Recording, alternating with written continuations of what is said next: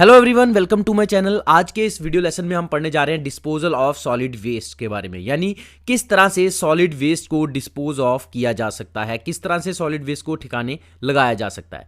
तो इस video lesson में हम 6 different types of disposal methods के बारे में पढ़ेंगे, जैसे कि ओपन डंपिंग हो गया, कंपोस्टिंग हो गया, लैंडफिल हो गया, सैनिटरी लैंडफिल हो गया, इंसिनरेशन हो गया और पायरोलिसिस हो गया। तो इन सभी के बारे में हम एक एक करके पढ़ेंगे।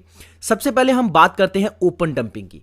तो ओपन डंपिंग की बात करें तो इसके नाम से ही पता चल रहा है कि जब भी सॉलिड वेस्ट को खुले में अनकवर्ड एरियाज में जो है डंप कर दिया जाता है तो हम उसे कहते हैं ओपन डंपिंग। तो इस ओपन डंपिंग के प्रोसेस में जो वेस्ट मटेरियल है, जो सॉलिड वेस्ट है, उसे कोई बिल्कुल भी ट्रीट नहीं किया जाता, कोई उसको कवर नहीं किया जाता, ना ही कोई सेग्रीगेशन की जाती है। यानी कि जिस मर्जी कैटेगरी का सॉलिड वेस्ट हो, सब एक ही जगह फेंक दिया जाता है। और ये जो सॉलिड वेस्ट का जो डंप है, ये जो ढेर है, ये फ्लाइज हो गई, रैट्स हो गए और बाकी जो डिजीज कॉजिंग इंसेक्ट्स वगैरह हैं, उनके लिए जो है एक ब्रीडिंग ग्राउंड बन जाता है, जिससे बहुत सारी बीमारियां जो है हमारी सोसाइटी में फैलती हैं। तो ये जो और जब इस ओपन डंप में जो है रेन वाटर एंटर करता है, तो वहां से जब ये जो गंदा पानी जो है उनके इन डंप्स के बीच से निकलता है, तो ये जो है अक्सर क्या करता है, हमारे लैंड के ऊपर या फिर जो वाटर बॉडीज हैं या फिर रिवर्स जो हैं, उनको जो है पल्यूट करता है, क्योंकि उनमें जाकर ये गंदा पानी ऐड हो जाता है और जो पानी है पल्यूटेड हो जाता है, जिससे बहुत सारी बीमारियां जो हैं वो फैल जाती हैं। और ये जो ओपन डंपिंग का प्रोसेस है, ये इतना हार्मफुल है कि इसे जो बंद करना है बहुत ज़रूरी है, यानी ओपन डंपिंग नहीं होनी चाहिए। और बहुत सारे कैरेक्टरिस्टिक्स हैं ओपन डंपिंग के, जैसे कि बहुत बड़े एक वाइड स्प्रेड एरिया में जो है बहुत कचरा फेंका हुआ दिखाई देता है। उसके बाद ओपन फायर्स, यानी यहाँ पे जहाँ कहीं भी ओपन डंपिंग हो वहाँ पर जगह जगह आग लगी हुई देखी जाती है ना, आग लगाई होती है, धुआं निकल रहा होता है, जिससे हमारी एयर पल्यूट भी हो रही होती है। उसके बाद जो ओपन डंपिंग के जो बड़े बड़े हीप्स हैं, उनकी कोई रिकॉर्डिंग, कोई इंस्पेक्शन वगैरह जो है हमारी गवर्नमेंट अथॉरिटीज़ द्वारा नहीं की जाती हैं, जिससे जो है सॉलिड वेस्ट का जो ओपन डंपिंग है वो रुक नहीं पाता है। उसके बाद जो वेस्ट जो यहाँ पे फेंका जा रहा है उसके ऊपर कोई कंट्रोल नहीं है, ठीक है, कोई गवर्नमेंट अथॉरिटी कोई भी इस पे कंट्रोल नहीं कर रही है। उसके बाद जो हाई अच्छे ट्रीटमेंट प्रोसेसेस हैं वेस्ट, सॉलिड वेस्ट के, उनमें क्या किया जाता है, सॉलिड वेस्ट को कंपैक्ट किया जाता है और फिर उसे डंप किया जाता है। लेकिन जो ओपन डंपिंग है उसमें कोई कंपैक्शन वगैरह, उसकी वॉल्यूम को रिड्यूस नहीं किया जाता है, बस ऐसे ही एक जगह से उठाया और उस जगह फेंक दिया जाता है, जो कि बहुत बड़ी प्रॉब्लम है। उसके बाद जो अच्छे मेथड्स हैं इसके सॉलिड वेस्ट को ट्रीट करने के, वहाँ पे क्या किया जाता है, वेस्ट को प्रॉपरली कवर किया जाता है। लेकिन यहाँ पर ओपन डंपिंग में वेस्ट को बिल्कुल भी कवर नहीं किया जाता। और जो ओपन डंपिंग के जो साइट्स हैं वहाँ पर जो है ऑफन जो है स्कैवेंजिंग देखी जाती है, यानी कुछ लोग वहाँ पे जो है वहाँ से कुछ ना कुछ कचरा बीन रहे होते हैं, है ना। उसके बाद वर्मिन्स, जैसे कि डॉग्स हो गए, बर्ड्स हो गए, या जो डिजीज कॉजिंग ऑर्गेनिज्म जिन्हें हम वेक्टर्स कहते हैं, वो वहाँ पर बहुत ज़्यादा देखने को मिलते हैं। उसके बाद पुअर या फिर नो लीचेड मैनेजमेंट, जो भी मैंने कहा गंदा पानी जो ओपन डंप्स में से निकल रहा है उसकी कोई भी ट्रीटमेंट नहीं होती है। उसके बाद जो लैंडफिल्स, अब ये जो कचरा जो सॉलिड वेस्ट जो फेंक दिया जाता है, इसमें से भी बहुत ज़्यादा हार्मफुल गैसेस जैसे कि मीथेन हो गया वो प्रोड्यूस होती हैं, और इनका ट्रीटमेंट, इनका कोई भी मैनेजमेंट का प्रोविजन जो है वो नहीं होता है। तो ये सब जो है कैरेक्टरिस्टिक्स हैं ओपन डंपिंग की। अब हम नेक्स्ट बात करते हैं कंपोस्टिंग की। तो कंपोस्टिंग की बात करें तो ये मोस्ट इंपॉर्टेंटली सबसे पहले मैं आपको बता दूं कि कंपोस्टिंग में सिर्फ बायोडिग्रेडेबल सॉलिड वेस्ट को ही ट्रीट किया जाता है, ठीक है। उसके बाद, और ये एक कॉमन प्रैक्टिस है जो कि हमारे रूरल एरियाज में देखने को मिलती है, और इस कंपोस्टिंग के प्रोसेस से जो है मैन्योर प्रोड्यूस किया जाता है और बायोगैस प्रोड्यूस की जाती है, और इस प्रोसेस को हम बायोडिग्रेडेशन भी कहते हैं। और डिटेल में बात करें तो ये एक ऐसा प्रोसेस है जो कि एरोबिक बायोलॉजिकल प्रोसेस है, यानी इन द प्रेजेंस ऑफ एयर, ये जो है ऑक्सीजन या एयर कह सकते हैं आप, उसकी प्रेजेंस में जो है ये प्रोसेस होता है। और इसमें जो है माइक्रो ऑर्गेनिजम्स, फंजाई, बैक्टीरिया जो है वो बायोडिग्रेडेबल सॉलिड वेस्ट को जो है डिग्रेड करते हैं, तोड़ते हैं और उसे ह्यूमस में बदल देते हैं। और अब हम बात करते हैं कंपोस्टिंग की एडवांटेजेस यानी फायदे क्या हैं और उसके नुकसान क्या है। सबसे पहले हम कंपोस्टिंग की एडवांटेजेस की बात करें तो जो मैंने जैसे आपको कहा कि हमारा जो कंपोस्टिंग का प्रोसेस है उसमें से जो है दो तरह के जो है फाइनल प्रोडक्ट निकलते हैं, एक निकलता है मैन्योर और दूसरा निकलता है बायोगैस। ठीक है, तो ये जो मैन्योर जब हम सॉइल में ऐड करते हैं तो सॉइल की जो वाटर होल्डिंग कैपेसिटी है वो इंक्रीज हो जाती है। ये एक एडवांटेज है हमारा कंपोस्टिंग के प्रोसेस का। उसके बाद बात करें तो ये जो मैन्योर हमने सॉइल में ऐड किया है इसकी वजह से जो है सॉइल जो है ज़्यादा से ज़्यादा न्यूट्रिएंट्स को रिटेन करने में जो है कैपेबल हो जाती है। उसके बाद कंपोस्टिंग जो है हमें रिसाइकलिंग ऑफ न्यूट्रिएंट्स यानी कि न्यूट्रिएंट्स के रिसाइकलिंग में भी मदद करती है। उसके बाद ये एक चीप प्रोसेस है, क्लीन प्रोसेस है और एक सेफ प्रोसेस है। उसके बाद ये जो कंपोस्टिंग है इसमें क्या होता है, जो बायोडिग्रेडेबल सॉलिड वेस्ट है उसकी जो अमाउंट है या क्वांटिटी कहें वो रिड्यूस हो जाती है with the help of micro organism, जो कि इसको डीकम्पोज करके इसकी जो क्वांटिटी है उसको कम कर देते हैं। उसके बाद काफ़ी सारे जो बायोडिग्रेडेबल इंडस्ट्रियल सॉलिड वेस्ट हैं उन्हें ट्रीट करने में भी ये प्रोसेस बहुत काम आता है। उसके बाद जो मैन्योर जो मैंने आपको बताया इस कंपोस्टिंग के प्रोसेस से प्रोड्यूस होता है उसमें हाई कार्बन कंटेंट और हाई नाइट्रोजन कंटेंट होता है, जो कि हमारी सॉइल में इंपॉर्टेंट न्यूट्रिएंट्स का काम करते हैं, जिससे हमारी जो फसल है या क्रॉप है या प्लांट्स हैं वो अच्छे से ग्रो कर पाते हैं। उसके बाद ये जो मैन्योर जो कंपोस्टिंग के प्रोसेस से प्रोड्यूस होता है ये एट लास्ट बेचा भी जा सकता है, जिससे जो है कंपोस्टिंग के प्रोसेस को कैरी करने का जो कॉस्ट आता है उसको भी कम किया जा सकता है। तो ये तो थी एडवांटेजेस। अब बात करते हैं डिसएडवांटेजेस की। तो ये जो कंपोस्टिंग का प्रोसेस है ये सिर्फ मैंने आपको बताया कि बायोडिग्रेडेबल सॉलिड वेस्ट के लिए ही होता है और जो नॉन बायोडिग्रेडेबल वेस्ट है उसे कंपोस्टिंग के प्रोसेस से ट्रीट नहीं किया जा सकता। उसके बाद मोर ओवर एक और ड्रॉबैक ये है कि अभी तक हमारे फार्मर्स में काफ़ी हमारे ये जो टेक्नोलॉजी है, ये जो कंपोस्टिंग का प्रोसेस है ये हमारे फार्मर्स तक पूरी तरह से पहुंच नहीं पाया है।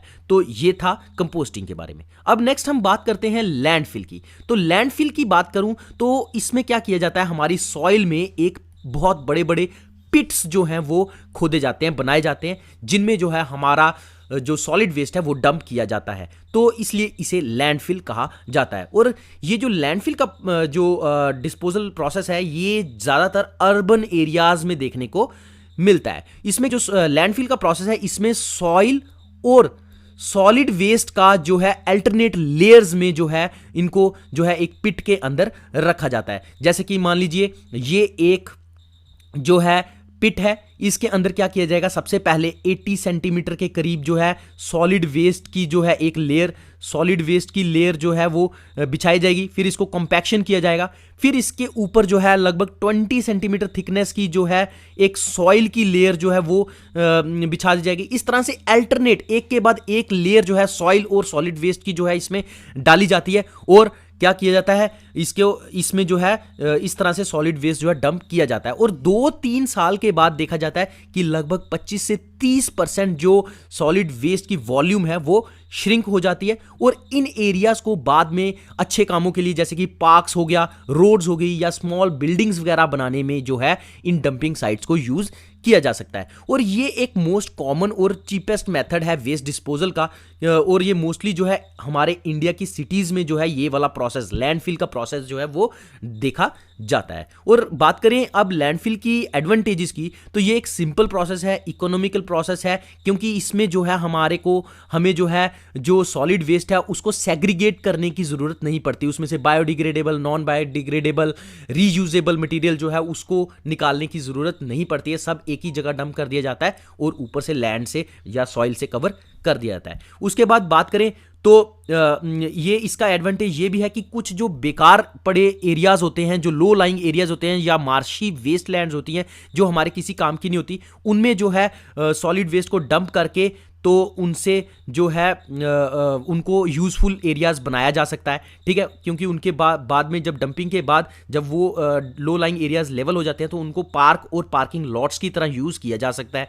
उसके बाद जो हमारे काफ़ी सारे नेचुरल रिसोर्सेज हैं वो उनको दोबारा से सॉइल में रिटर्न किया जा सकता है। रिसाइकलिंग ऑफ न्यूट्रिएंट्स जो है वो भी की जा सकती है with the help of landfill. अब बात करते हैं लैंडफिल की डिसएडवांटेजेस की। तो लैंडफिल में जैसे कि आपको पता ही है कि ये जो हमें इसके लिए काफ़ी ज़मीन की ज़रूरत पड़ती है, तो कभी कभी क्या होता है लैंड की अवेलेबिलिटी जो है वो नहीं होती है, हमारे पास जगह उपलब्ध नहीं होती है, तो हमें काफ़ी दूर सिटीज़ से जाकर जो है जो लैंडफिल्स हैं वो बनाने पड़ते हैं। इसलिए फिर उसकी वजह से, दूर होने की वजह से क्या होता है, हमें ट्रांसपोर्टेशन कॉस्ट भी बहुत ज़्यादा देखने को मिलती है और कभी कभी लैंड की अवेलेबिलिटी जो है एक मुश्किल बन जाती है। उसके बाद इससे क्या होता है, लैंडफिल में देखो बायोडिग्रेडेबल और नॉन बायोडिग्रेडेबल मटीरियल भी होंगे। जब बायोडिग्रेडेबल मटीरियल जब डिग्रेड होगा तो उससे बैड ऑर्डर जो है, हमें गंदी जो ऑर्डर है वो देखने को मिलती है अगर उसे हम प्रॉपरली मैनेज ना करें। तो क्या होता है, उसके बाद नेक्स्ट हम बात करते हैं लैंडफिल एरियाज जो होते हैं, अगर प्रॉपरली उनकी जो है नहीं केयर की जाए तो वहाँ पर मॉस्किटोज और फ्लाइज वगैरह और बाकी जो वेक्टर डिजीज़ को स्प्रेड करने वाले ऑर्गेनिजम्स हैं वो बहुत सारे वहाँ पे जो है ब्रीड कर सकते हैं। इसलिए हमें time to time landfill areas में इंसेक्टिसाइड्स और पेस्टिसाइड्स भी अप्लाई करने पड़ते हैं। उसके बाद क्या होता है कि हमारे जो लैंडफिल्स हैं उनके बीच बायोडिग्रेडेबल मटेरियल होता है ना, तो वो जब डिग्रेड होता है इन दी एब्सेंस ऑफ ऑक्सीजन तो वहाँ पे जो है मीथेन जैसी गैसेस, जो फ्लेमेबल गैसेस हैं वो प्रोड्यूस होती हैं, जिनकी वजह से फायर हैजार्ड का खतरा भी जो है वो बना रहता है, ठीक है। उसके बाद नेक्स्ट अब हम बात करते हैं सैनिटरी लैंडफिल की। तो ये जो सैनिटरी लैंडफिल है, जैसा कि मैंने लास्ट में अभी लैंडफिल आपको समझाया, तो ये लैंडफिल का एक एडवांस्ड वर्जन है, क्योंकि जो प्रॉब्लम्स हमें लैंडफिल्स में देखने को मिली उन सभी प्रॉब्लम्स को हटाने के लिए, कम करने के लिए या ख़त्म करने के लिए सैनिटरी लैंडफिल का कंसेप्ट जो है वो लाया गया। तो सैनिटरी लैंडफिल की हम बात करें तो ये एक साइंटिफिकली डिजाइंड पिट होता है। यानी पिट, मैंने आपको बताया लैंडफिल में सबसे इंपॉर्टेंट बात ये याद रखना कि एक पिट होता है, पिट खोदा जाता है ज़मीन में बहुत बड़ा, जिसके बीच सॉलिड वेस्ट जो है वो स्टोर किया जाता है। तो इसमें क्या है, इस सिंपली ऐसे ही पिट खोद के तो इसमें कचरा नहीं डाला जाता, ये एक साइंटिफिकली डिजाइन किया जाता है। इस पिट को क्या किया जाता है, और इसमें जो है हाइजीन का यानी साफ सफाई का बहुत ज़्यादा ख्याल रखा जाता है, और इसमें एक प्रॉपर मेथड जो है वो यूज़ किया जाता है सैनिटरी लैंडफिल को बनाने के लिए, ताकि हमें जो उसमें से जो वेस्ट मटेरियल, जो लीचिंग जो वेस्ट लिक्विड जो निकलता है हमारे लैंडफिल में से, उसकी प्रॉब्लम्स को कम किया जाए। तो क्या किया जाता है, सबसे पहले ये जो हमारा, ये आप इमेज में देख रहे होंगे जो लैंडफिल है, उसके बेस में क्या किया जाता है, एक लाइनिंग, जिसमें कोई भी इम्परमिएबल मटेरियल की एक लाइनिंग, सबसे पहले एक इम्परमिएबल मटेरियल की लाइनिंग जो है बेस में, सबसे नीचे बॉटम में एक लाइनिंग जो है इम्परमिएबल मटेरियल की, जैसे कि प्लास्टिक भी हो सकता है, क्ले भी हो सकता है, उसकी जो है बिछाई जाती है। फिर उसके ऊपर जो है वो डंपिंग की जाती है, और ये जो लाइनर है ये हमारे ग्राउंड वाटर को जो है लीचेट से पल्यूट होने में से बचाता है। और क्या किया जाता है, ये जो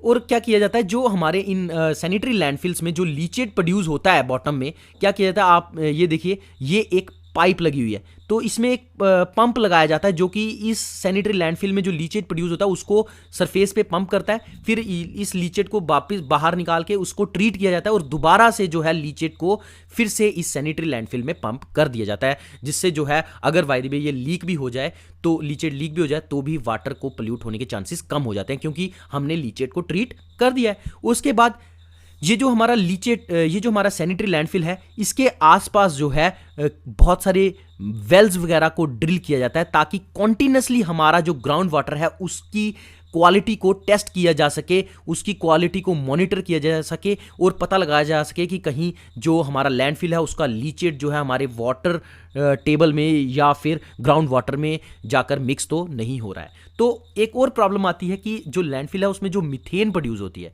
लेकिन सैनिटरी लैंडफिल में इसका भी हल ढूंढ लिया गया, क्योंकि इसमें क्या किया जाता है कि इसमें जो है जो मीथेन जो प्रोड्यूस होती है उसे क्या किया जाता है, उसे जो है इस सैनिटरी लैंडफिल से थ्रू पाइप्स या थ्रू पाइप्स जो है निकाल लिया जाता है, और उसे जो है इलेक्ट्रिसिटी प्रोड्यूस करने में या हीटिंग घरों को गर्म रखने के लिए जो है यूज़ किया जाता है। और ये इसकी एक डिसएडवांटेज ये है इस सैनिटरी लैंडफिल की कि ये बहुत ज़्यादा कॉस्टली है, क्योंकि इसके लिए हमें सेपरेट जो है मॉनिटरिंग वेल्स जो हैं वो बनाने पड़ते हैं, मीथेन को पंप आउट करने के लिए जो है अरेंजमेंट करना पड़ता है, उसके बाद लीचेट को ट्रीट करना पड़ता है। तो इसमें बहुत ज़्यादा कॉस्ट जो है हमें जो हमारी अथॉरिटीज़ हैं उनको इनकर करनी पड़ती है। तो अब नेक्स्ट आता है इंसिनरेशन। तो इंसिनरेशन की बात करें तो ये एक थर्मल प्रोसेस है जिसमें हमारे हजार्डस मटेरियल्स और ऑर्गेनिक मटेरियल जो है उनको हाई टेम्परेचर पर बर्न किया जाता है। और इस मेथड में जो है जो म्युनिसिपल सॉलिड वेस्ट होते हैं उन्हें एक फर्नेस के अंदर जलाया जाता है जिसे हम इंसिनरेटर कहते हैं। और इसमें क्या किया जाता है, इंसिनरेशन से पहले क्या किया जाता है, जो भी सॉलिड वेस्ट मटेरियल में जो भी मटेरियल रिसाइक्लेबल होता है या नॉन कंबस्टिबल होता है उसे सबसे, जैसे कि ग्लास हो गया, पोर्सिलिन हो गया, मेटल्स हो गए, उन्हें जो है बाकी के सॉलिड वेस्ट से निकाल लिया जाता है और फिर जो है बाकी का बचा हुआ सॉलिड वेस्ट जो है वो इंसिनरेटर में डाला जाता है और उसे जो है जला दिया जाता है। और जो हमारा रिसाइक्लेबल और नॉन कंबस्टिबल मटेरियल है उसे रिसाइकलिंग और रीयूज के लिए भेज दिया जाता है। फिर जब इंसिनरेशन हो जाती है तो हमारी जो एशिज वगैरह, जो क्लिंकर्स वगैरह जो बचते हैं उन्हें जो है सैनिटरी लैंडफिल में जाकर डिपॉजिट कर दिया जाता है। उसके बाद नेक्स्ट हम बात करें तो जो इंसिनरेटर में हमें कुछ भी सॉलिड वेस्ट को जलाने में जो हीट प्रोड्यूस होती है उस हीट को जो है हम स्टीम पावर जनरेशन में यूज़ कर सकते हैं ताकि इलेक्ट्रिसिटी पैदा हो सके। और उसके बाद रेजिडेंशियल यूनिट्स को गर्म रखने के लिए जो है यूज़ की जा सकती है वो हीट। तो नेक्स्ट हम बात करें, ये जो म्युनिसिपल सॉलिड वेस्ट है ये जनरली हमें पता है कि ये वेट होता है और इसकी कैलोरीफिक वैल्यू यानी हीट प्रोड्यूसिंग, जो एनर्जी प्रोड्यूसिंग वैल्यू जो है इसकी बहुत ज़्यादा होती है।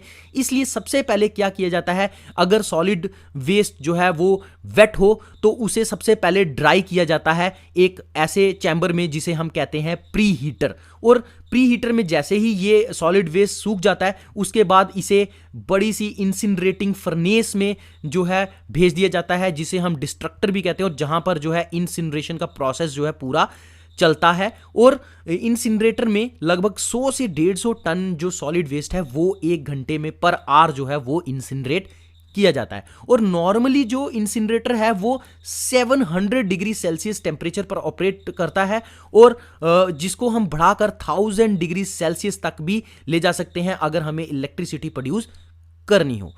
अब बात करते हैं इंसिनरेशन के प्रोसेस की एडवांटेज की। तो एडवांटेज की बात करें तो हमारा जो टोटल सॉलिड वेस्ट होता है उसका सिर्फ 20 to 25% जो है वॉल्यूम ही जो है बच जाता है आफ्टर इंसिनरेशन, जो कि हम जो है एज अ क्लिंकर जो है यूज़ कर सकते हैं। उसके बाद नेक्स्ट है ये जो इंसिनरेशन का प्रोसेस है इसमें बहुत कम स्पेस की ज़रूरत पड़ती है। एक ही जगह जो है पूरी इंसिनरेशन की जो फैसिलिटी है वो बना दी जाती है और उसमें जो है सॉलिड वेस्ट जो है वो इंसिनरेट किया जाता है, ठीक है। और इसमें क्या है, हमारी जो ट्रांसपोर्टेशन कॉस्ट है बहुत कम देखने को मिलती है।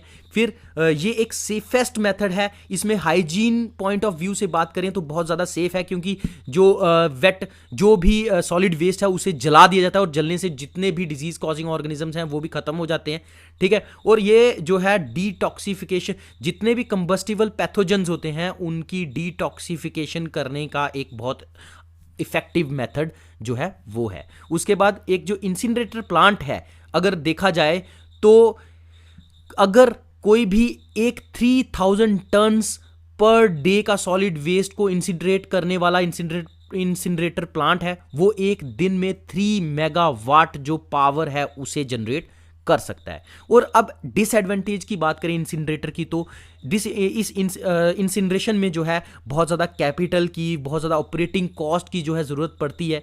उसके बाद ये जो इंसिनरेटर है इसे यूज़ करने के लिए एक स्किल्ड पर्सन की बहुत ज़्यादा नीड पड़ती है। उसके बाद जब इंसिनरेशन का प्रोसेस होता है इसमें जो है स्मोक बहुत ज़्यादा प्रोड्यूस होती है, डस्ट एशिज वगैरह बहुत ज़्यादा प्रोड्यूस होती है जिनको फर्दर डिस्पोज करने की ज़रूरत पड़ती है और ये हमारी एयर पोल्यूशन का कॉज भी बनते हैं। अब नेक्स्ट लास्ट में आता है हमारा पायरोलिसिस।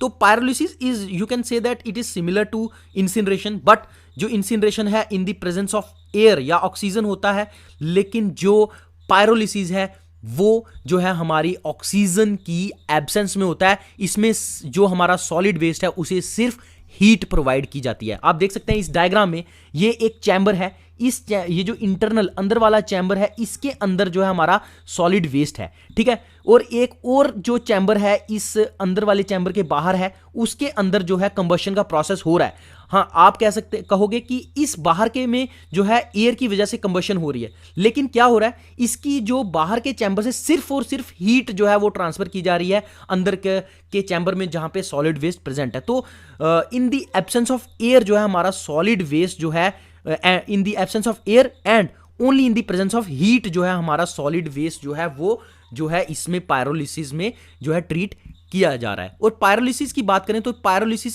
अब हम डिटेल में बात करते हैं। तो पायरोलिसिस एक थर्मल डिग्रेडेशन प्रोसेस है जिसमें जो वेस्ट को एनारोबिक कंडीशंस में जो है वो ट्रीट किया जाता है ताकि हमारा चार, पायरोलिसिस ऑयल और सिन गैस या जिसे हम फ्यूल गैस भी कहते हैं वो प्रोड्यूस की जा सके। तो आपको पता ही है, फॉर एग्जांपल हम बात करें अगर वुड से हमें चारकोल बनाना हो तो उसे भी पायरोलिसिस के प्रोसेस से ही जो है हमें जो है ट्रीट करना पड़ता है, तब जाके हमारा चारकोल जो है बनता है। और इस प्रोसेस को हम डिस्ट्रक्टिव डिस्टिलेशन ऑफ वेस्ट भी कहते हैं। ये जो पायरोलिसिस का प्रोसेस है ये usually under high pressure and high temperature conditions में होता है, जिसमें टेम्परेचर जो है 430 डिग्री सेल्सियस तक देखा जाता है। और जो पायरोलिसिस का प्रोसेस है इसमें हीट का जो है एक्सटर्नल सोर्स इंप्लॉय किया जाता है, यूज किया जाता है। और ज़्यादातर हमारा जो सॉलिड वेस्ट है वो ऑर्गेनिक सब्सटेंस होता है, इसलिए उसे हम, और वो थर्मली अनस्टेबल होता है, इसलिए उसे हम ऑक्सीजन फ्री एटमॉस्फेयर में, जो हमारा सॉलिड वेस्ट है उसे हम ऑक्सीजन फ्री एटमॉस्फेयर में जो है थर्मल क्रैकिंग की प्रोसेस से और कंडेंसेशन रिएक्शन की वजह से हम की हेल्प से हम जो है गैसियस, लिक्विड और सॉलिड फ्रैक्शंस में जो है ब्रेक कर सकते हैं। तो ये इन